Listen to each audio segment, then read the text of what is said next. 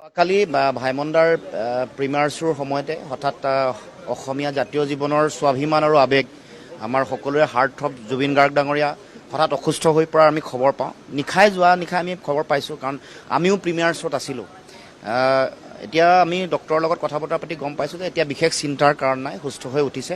আৰু ভগৱানৰ ওচৰত আমি প্ৰাৰ্থনা কৰিছোঁ, আমি সকলোৱে সমগ্ৰ অসমবাসী ৰাইজৰ হৈ, যাতে জুবিন গাৰ্গ ডাঙৰীয়া পুনৰ সুস্থ হৈ আমাৰ মাজলৈ আহে, গান গাবলৈ, নতুন সৃষ্টি কৰিবলৈ আৰু জাতিক জগাবলৈ। নিশ্চিতভাৱে যথেষ্ট কষ্ট কৰে আৰু উৰেটো নিশা তেওঁ গান গাই, সুৰ দিয়ে, বিভিন্ন মিউজিকৰ লগত বিভিন্ন কাম কাজ কৰে। আৰু এতিয়া শেহতীয়াকৈ যথেষ্ট তেওঁৰ বোজা বেছি হৈছে, বিশেষকৈ চিনেমাৰ লগতো জড়িত হৈ পৰিছে।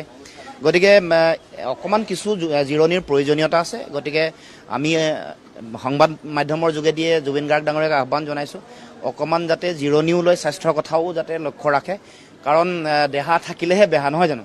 গতিকে মই ভাবোঁ যে স্বাস্থ্যটো ভালে ৰাখি সৃষ্টিশীলতাটো অটুট ৰাখক আৰু আমাৰ সমাজক, জাতীয় জীৱনক নতুন নতুন ন সৃষ্টিৰ সোৱাদ দিয়ক, খোৰাক দিয়ক আৰু সমাজক, জাতিক জগা। কোনোবাই হয়তো গীত গায়, কোনোবাই হয়তো অভিনয় কৰে, কিন্তু চবৰে এখন সুকীয়া সুকীয়া পৃথিৱী আছে। ক'ৰবাত ইনভেষ্টমেণ্ট আছে, ক'ৰবাত কাৰোবাৰ হয়তো কিবা বেলেগ বিজনেছ আছে। কিন্তু আপোনাৰ কণ্ঠটোৱেই, আপুনি কণ্ঠটোৰ লগতেই গোটেইখিনি কাম কৰি আছে। তাৰপিছতো গোটেই বস্তুখিনি তাল মিলবিলাক কেনেকৈ মিলাই আছে? সেই পৰ্যায়ৰ মানুহ আপুনি হ'বগৈ নহ'লগৈ, মানে সেইটোক বুঢ়া আঙুলি দেখুৱাই আপুনি গুচি আহি পেলাই এই জীৱনটো কটাই এই মানুহখিনিৰ মাজত থাকি, এই মানুহখিনিক নিজৰ বুকুৰ মাজত লৈ একেলগে সাৱটি আগবাঢ়ি কেতিয়াবা লঞ্চনা গঞ্জনা খাইছে, কেতিয়াবা মৰমটোতো পাইছে, কেতিয়াবা অনাহত বিতৰ্কৰ মাজত সোমাই পৰিছে। অথচ আপুনি এটা খুব ছেফ ডিষ্টেঞ্চত থাকি খুব এটা তথাকথিত হাই প্ৰফাইল লাইফ কটাব পাৰিলেহেঁতেন কাৰো মুখলৈ নোচোৱাকৈ।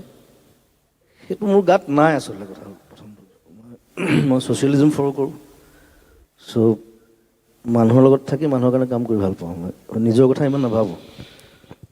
আৰু এইটো বম্বেত মই ৱেল এষ্টাব্লিছ হৈ গৈছিলোঁ, মই বহুত গান গালোঁ তাত, তাৰপিছত গুচি আহিলোঁ। সেইটো কথাই সুধিছোঁ মই এতিয়াও নাযাওঁ বুলি নকওঁ, মই আকৌ কাম আছে যাম। কিন্তু পিছত তাৰমানে বেয়া লাগিলেহেঁতেন যে মই বম্বেত অকল গান গাই পইচা ঘটি খুব ধনী মানুহৰ নিচিনাকৈ থাকি, মানে বুঢ়া কালত বেয়া লাগিব সেইটো, যে এক মানুহৰ কাৰণে একো নকৰিলোঁ মই। কিন্তু কেতিয়াবা আক্ষেপো হয় নেকি, কেতিয়াবা এইবিলাক নভবা নিচিন্তা কিছুমান কথা বতৰাবিলাক দেখি পেলাই? না, আক্ষেপ নহয়, কাৰণ আই এম হেপী হিয়াৰ। মই ইয়াত ইমান কাম কৰি আছোঁ, ছ'চিয়েল কাম কৰি আছোঁ, গান কৰি আছোঁ, চিনেমা কৰি আছোঁ, এক্টিঙত সোমাইছোঁ এতিয়া চিৰিয়াছলি। So' I am happy with what I am doing. কথাটো সেইটো।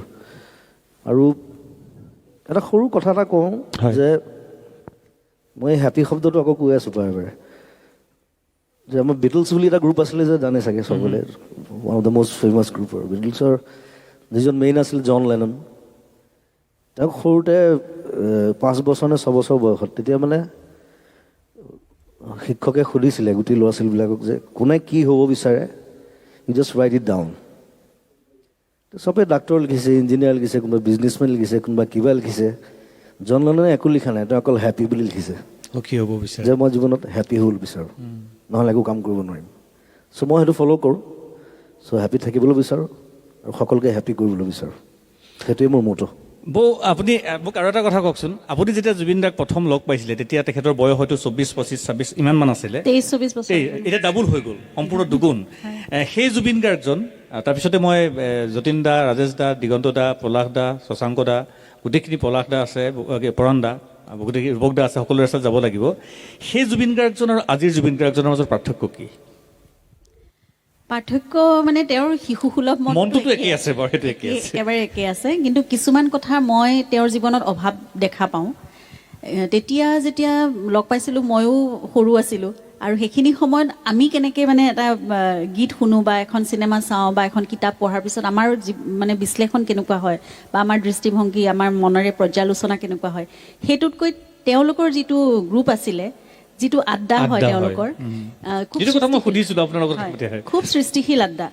আৰু তাত তেতিয়া মই মাত্ৰ তেওঁলোকৰ কথাবোৰ বহি পেলাই শুনো, ইমান তেওঁলোকে নিখুঁতভাৱে প্ৰতিটো বস্তু, তেওঁলোকৰ দৃষ্টিভংগী ইমান নিখুঁত আছিল আৰু প্ৰতিটো বস্তু ইমান ধুনীয়াকৈ বিশ্লেষণ কৰি চায় আৰ্টিষ্টিকেলি, গতিকে সেই কথাখিনি মই তেতিয়া তেনেকৈ তেওঁলোকৰ পৰাহে মই যাতে চাগে এখন ছবি চাবলৈ শিকিছোঁ বেলেগ ধৰণে, তেওঁলোকৰ পৰাহে মই চাগে এখন কিতাপ পঢ়িবলৈ শিকিছোঁ বেলেগ ধৰণেৰে। আৰু গীত এটিও আনকি শুনিবলৈ আমাৰ কাৰণে সুৰ আৰু কথাখিনি যদি ভাল হয় তেতিয়াহ'লে সেই গীতটো আমাৰ কাৰণে ভাল। কিন্তু তেওঁলোকে প্ৰতিটো চাউণ্ড, প্ৰতিটো মিউজিক ইনষ্ট্ৰুমেণ্টৰ কথা, প্ৰতিটো তাল মান সকলোখিনি কথা এনেদৰে বিশ্লেষণ কৰে আৰু তেওঁলোকে এনেকৈ নিখুঁতভাৱে শুনি যাওঁতেই শুনি যায়, খুব সহজভাৱে শুনে, কিন্তু তেওঁলোকৰ বিশ্লেষণ আৰু সেই দৃষ্টিভংগীটো বহুত বেলেগ।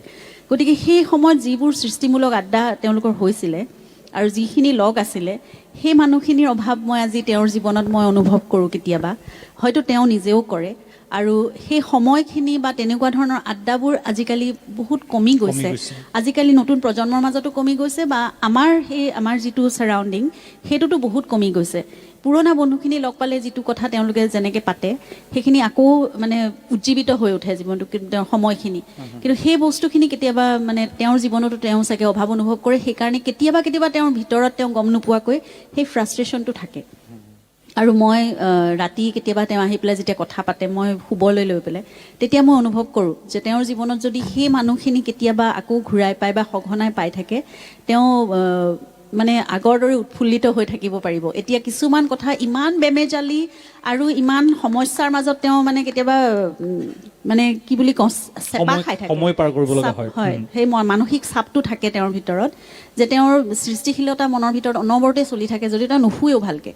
খুব তেওঁৰ শ্লিপ মানে খুব সেইটো শ্লিপ ডিজৰ্ডাৰ বুলিয়েই মানে কোৱা হয়। তেওঁ যে এবাৰ অসুখ হৈ পেলাই বহুত দিনলৈকে তেওঁ হস্পিটেলাইজ হ'ব লগা হৈছিল, এইটো তেওঁ শ্লিপ ডিজৰ্ডাৰে আছিলে আচলতে। তেওঁ ভালকৈ শুব নোৱাৰে, তেওঁ গভীৰ নিদ্ৰাৰ পৰ্যায়টোলৈ নাযায়।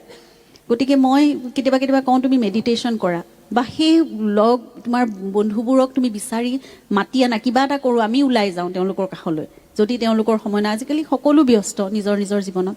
তেনেকুৱা সময়বোৰ যদি আমি আকৌ অকণমান সময়ৰ কাৰণে মাজে মাজে ঘূৰাই পাওঁ। কৈ আহিছোঁ যোৱা 5 বছৰৰ পৰা মই সেইটো কথাই কৈ আছোঁ, অকণমান টোপনি লাগে বেছিকৈ, যিটোৱে তাক হেৰি দিব মানে এই সৃষ্টিশীল কামত আৰু অলপমান দিব। কিন্তু সি সাংঘাতিক ধৰণৰ ৰেষ্টলেছ আৰু অস্থিৰ। এটা ছাইড কমপ্লিট এটা ষ্টৰী, ছেকেণ্ড ছাইডো কমপ্লিট এটা ষ্টৰী। মোৰ মানে ওলাই গৈছে লাষ্টত গাঁৱতে।